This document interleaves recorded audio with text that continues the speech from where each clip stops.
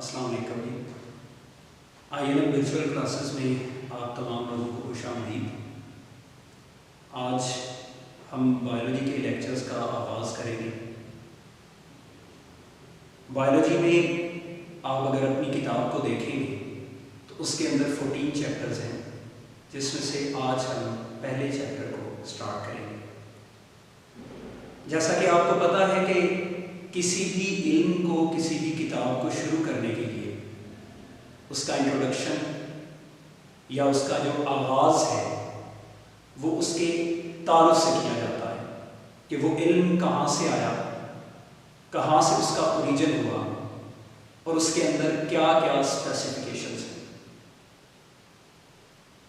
ہم جس سمت میں جا رہے ہیں یا جس فیلڈ کے ہم اسٹوڈنٹس ہیں وہ فیلڈ ہے سائنس.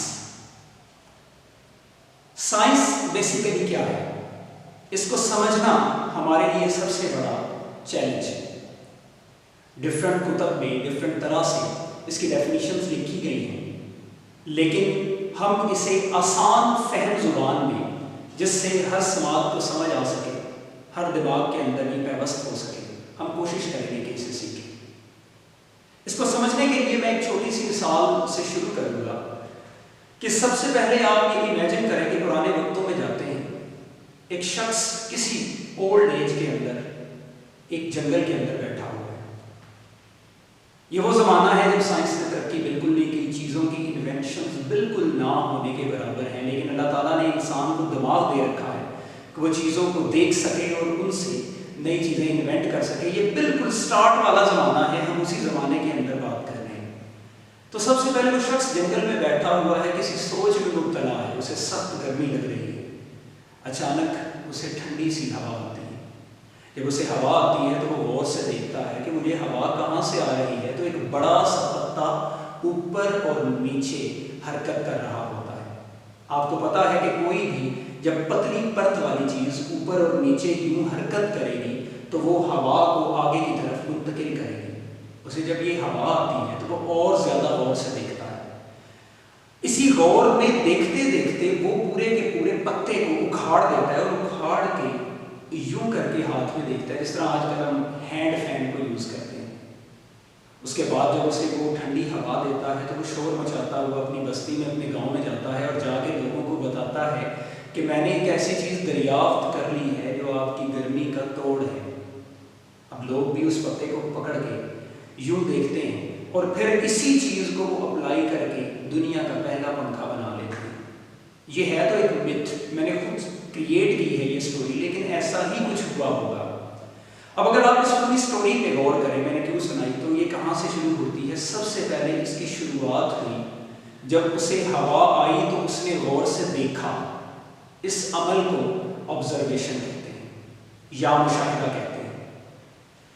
اس چیز کو ہم نے او سے لکھ لیا، آبزرویشن. کسی چیز کا غور سے مطالعہ کرنا یا مشاہدہ کرنا، اس چیز کو آبزرویشن کہتے ہیں. پھر اس نے اس پتے کو اکھاڑ کے ہاتھ سے جب یوں کر کے دیکھا، اس چیز کو ہم ایکسپیریمنٹیشن کہتے ہیں. ای فار ہم نے ایکسپیریمنٹیشن لکھ لیا. پھر اس نے جب یوں اسے ہلا کے دیکھا اور اس کا نتیجہ نکالا کہ کسی پتلے پتے کو جب یوں ہلائیں تو ہوا منتقل ہوتی ہے ہماری طرف. تو یہ اس نے تجربہ کیا. تجربے کے بعد اس نے یہ جو نتیجہ نکالا، اس نتیجے کو سی فار کنکلوژن کہتے ہیں.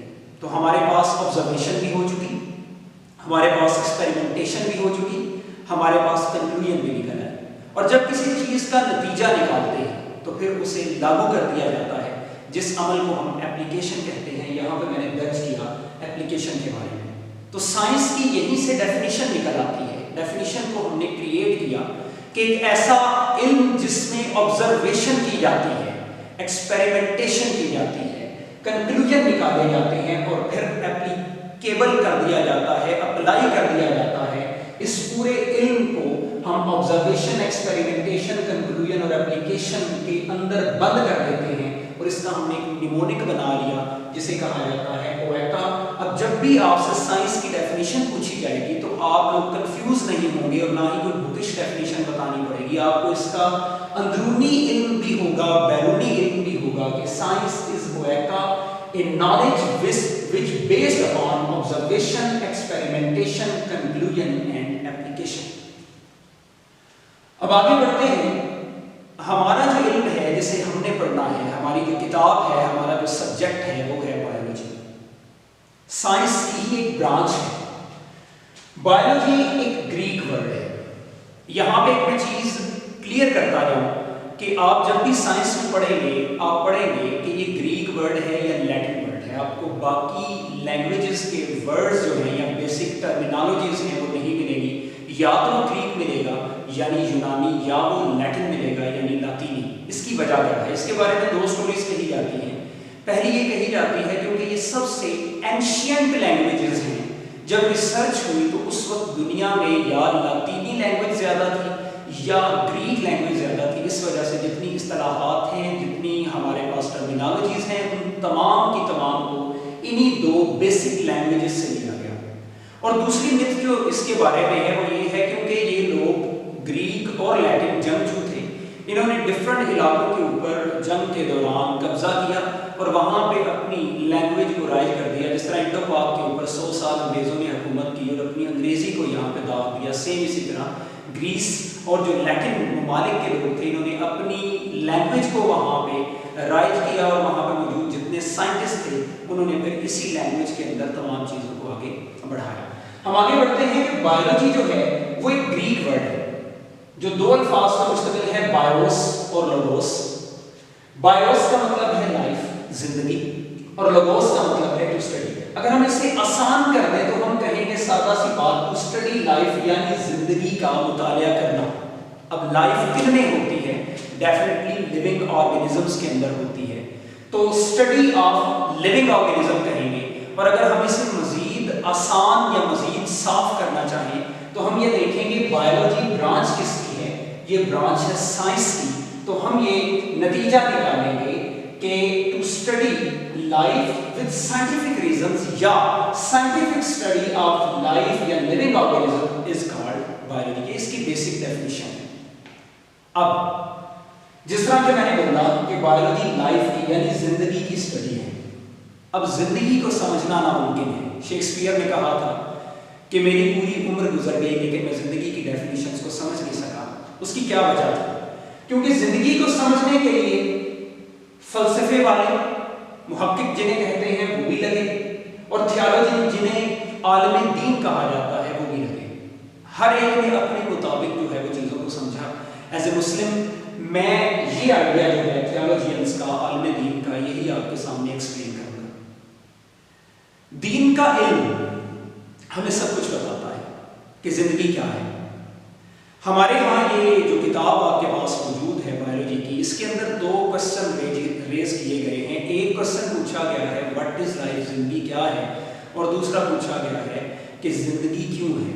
दोनों बहुत बड़े क्वेश्चन हैं और इनका आंसर भी बहुत बड़ा है. तो हम कोशिश करते हैं थोड़े से वक्त के अंदर कि इन चीज़ों को तकमील दे सकें. सबसे पहले है कि ज़िंदगी क्या है. हम हमेशा ज़िंदगी को डिफ़ाइन करने लगते हैं तो एक आइडिया जहन में आता है, ज़िंदगी एक हलचल का नाम है. जब तक वो हलचल जिंदा चीज़ों में मौजूद है वो जिंदा है, जैसे ही वो हलचल ख़त्म होगी सब कुछ ख़त्म हो जाएगा. लेकिन इस डेफिनेशन में काफ़ी ज़्यादा एम्बिग्यूटी आ जाती है कि पंखा भी तो मूव कर रहा है, ये जिंदा ना हुआ. और भी काफ़ी ऐसी चीज़ें हैं जिनके अंदर मूवमेंट होती है, हलचल होती है, फिर वो जिंदा हो गई. नहीं, ऐसा नहीं. ये हलचल है रूह. रूह की तख्लीक जो है बेसिकली खुदा ने जब करके जानदारों के अंदर डाली, वो रूह है ज़िंदगी, वो रूह है हलचल. उसी रूह की बात करने के लिए हम चलते हैं इस दुनिया की शुरुआत में हज़रत आदम अलैहिस्सलाम की तख्लीक में. आपको पता है हज़रत आदम अलैहिस्सलाम की तख्लीक के बारे में सूरत बकरा में अल्लाह ताला ने इरशाद फरमाया है कि हमने आदम को तख्लीक किया एक खनखनाती हुई मिट्टी के साथ और उस मिट्टी में रूह फूंकी. नहजुल बलागा में हज़रत अली करमल्लाहु वजहू इसकी तशरीह करते हुए ये कहते हैं कि अल्लाह ताला ने एक ऐसी मिट्टी चुनी जो कि नर्म सख्त चीज़ों का मजमुआ थी. उसे पानी में इतना भिगोया कि वो निथर गई, निथर के पाक हो गई. फिर उसके साथ लेसदार करके ऐसे खम वाला जोड़दार एक एंटिटी, एक इंसान बना दिया गया. फिर उसमें रूह फूंकी गई. روح پھونکنے کے بعد وہ ایک ایسی شخصیت بن گئی جو کہ حق و باطل میں فرق کر سکتا تھا، جو کہ خوشبوؤں کو، رنگوں کو دیکھ سکتا تھا، جس میں عقل تھی، فہم تھی۔ اور پھر شیطان کو کہا گیا سجدہ کرو، لیکن اس نے سجدے سے انکار کر دیا۔ زندگی کی شروعات جو ہے وہاں سے ہوئی، اور اسی سے نسل آدم یعنی کہ ہم اور باقی جتنے ہمارے پاس ارد گرد لیونگ آرگنزم ہیں وہ وہیں سے پیدا ہوئے اور وہیں سے ان کی تخلیق ہوئی۔ حضرت آدم علیہ السلام کی تخلیق سے آگے بڑھتے ہوئے ہم دوسرے سوال کا جواب تلاشیں گے کہ یہ زندگی کیا ہے۔ اس کا تو ہم نے معنی تلاشا، لیکن زندگی کیوں ہے اس کو دیکھیں گے۔ اس کا جواب بھی ہم اپنے مذہب سے ہی تلاش کریں گے اور عالم دین والی تھیوری کو ہی دیکھیں گے۔ یاد رکھیے گا کہ اس کائنات کی تخلیق کی وجہ ہے، اور وہ وجہ ہے آپ کے اور میرے آقا آپ صلی اللہ علیہ وسلم کی ذات۔ اگر وہ ذات نہ ہوتی تو یہ کائنات میں تخلیق نہ کی جاتی۔ اس کی ایکسپلینیشن دینے کی مجھے لگتا ہے ضرورت نہیں ہے۔ اس کی ریزن یہ ہے کہ اس کے بارے میں آپ جانتے ہیں کہ ان کی تخلیق کیوں وجہ ہے، کیسے۔ تو ہمارے پاس یہ بات کلیئر ہو گئی کہ لائف جو ہے وہ فلاسفرز کے آئیڈیا سے بھی ہے، تھیولوجین کے آئیڈیا سے بھی ہے، اور ہم نے لائف کو تھیولوجینز کے آئیڈیا سے ڈیفائن کیا۔ اب لائف کچھ کریکٹرز کے اوپر مشتمل ہے جو کہ زندہ چیزوں کو بے جان چیزوں سے الگ کر دیتے ہیں۔ ان کریکٹرز کو ہم دیکھیں گے، آپ کی بک کے اندر موجود ہیں۔ سب سے پہلے ہے یہ آرگنائزڈ ہے، منظم ہے۔ اللہ تعالیٰ نے کسی بھی چیز کو رائے گاں یا یوں بکھرا ہوا نہیں بنایا، منظم ہے۔ آپ ہماری باڈی کو دیکھیں، اس کے اندر آنکھیں، سر، کان، ناک، ہمارے جتنے بھی اعضائے بطنی ہیں، یہ سارے کے سارے اللہ تعالیٰ نے آرگنائز بنائے ہوئے ہیں۔ کسی قسم کا بھی ان کے اندر فرق موجود نہیں ہے۔ آرگنائز ہے اور پھر کمپلیکس ہے۔ عقل اسے سمجھ نہیں سکتی۔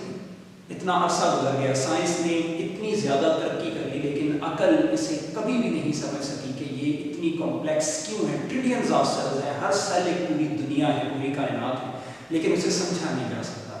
اس کے سمجھنے کے لیے مزید کئی صدیاں چاہیے، پھر بھی شاید عقل میں نہ آئے۔ قدرت نے اسے اتنا کمپلیکس بنا رکھا ہے۔ اور پھر اگلی بات کہ جتنے بھی لیونگ آرگنزم ہیں وہ یا تو ایک سیل پر مشتمل ہیں یا کثیر قلوی ہیں، ملٹی سیلولر ہیں۔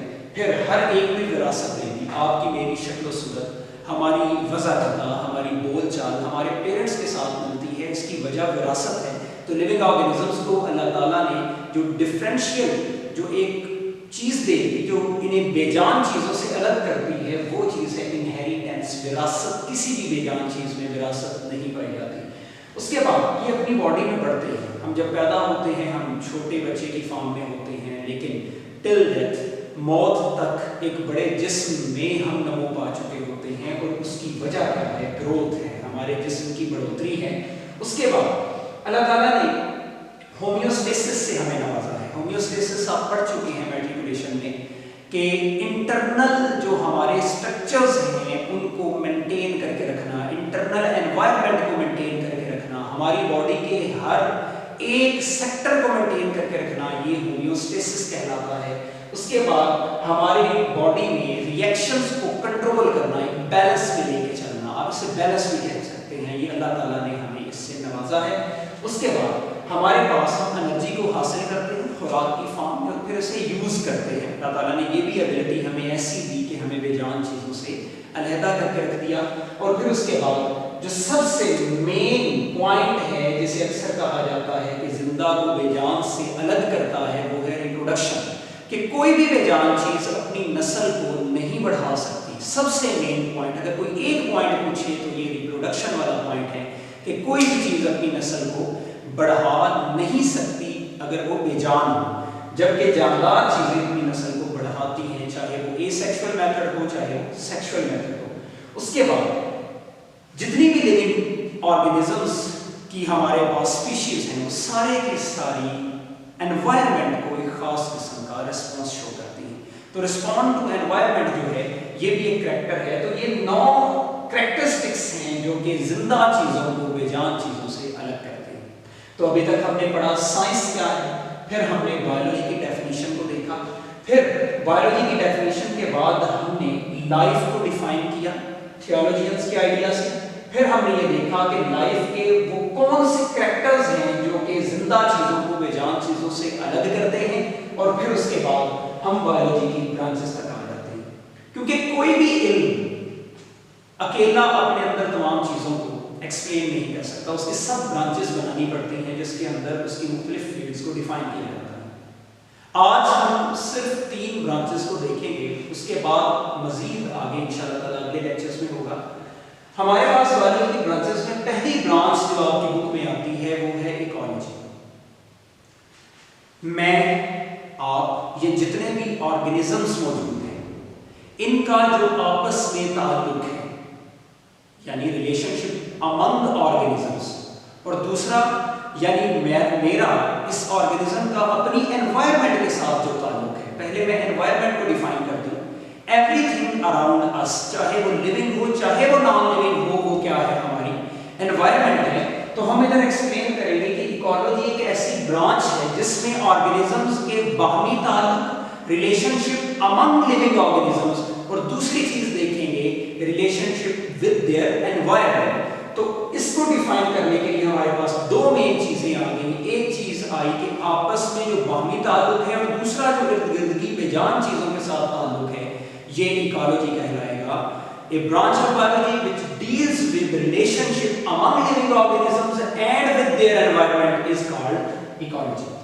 Ecology کے بعد دوسرا جو علم ہے وہ ہے ایمبریولوجی۔ ایمبریولوجی کو ڈیفائن کرنے کے لیے ہمیں ایک پورا پروسیس سمجھنا پڑے گا۔ اللہ تعالیٰ نے سیکشول ریپروڈکشن کے اندر ایک میتھڈ رکھا ہوا ہے کہ جب میل کی طرف سے سپرم، فیمیل کی طرف سے ایگ آپس میں فیوز ہوتے ہیں، اس عمل کو فرٹیلائزیشن یا انفیوژن کہتے ہیں۔ فرٹیلائزیشن کے نتیجہ میں ہمارے پاس زائگوٹ یا فرٹیلائزڈ ایگ بنتا ہے۔ اب اس فرٹیلائزڈ ایگ یا زائگوٹ قدرت ڈیولپ کرواتی ہے اور ڈفرنٹ ڈیولپمنٹل سٹیجز میں سے گزار کے پہلے ایمبریو اور ایمبریو سے فیٹس بن جاتا ہے۔ اب یہ سب کچھ انسان کی مثال میں ماں کے پیٹ کے اندر ہو رہا ہے۔ قدرت کا شاہکار دیکھیں کہ کس طرح سے ایک سیل کو ملا کے پورا انسان تخلیق کر دیتی ہے۔ اب یہاں پہ قدرت کی شاہکار کو دیکھیں تو یہ ڈیولپمنٹل سٹیجز کے ذریعے ہوا، اور یاد رکھیے گا انہی ڈیولپمنٹل سٹیجز کی اسٹڈی کو جو کہ زائگوٹ سے لے کے فیٹس تک وقوع پذیر ہوئی، انہی کے مطالعہ کو ہم ایمبریولوجی کہتے ہیں۔ تو یہ branch of biology deals with the developmental stages from a zygote to fats.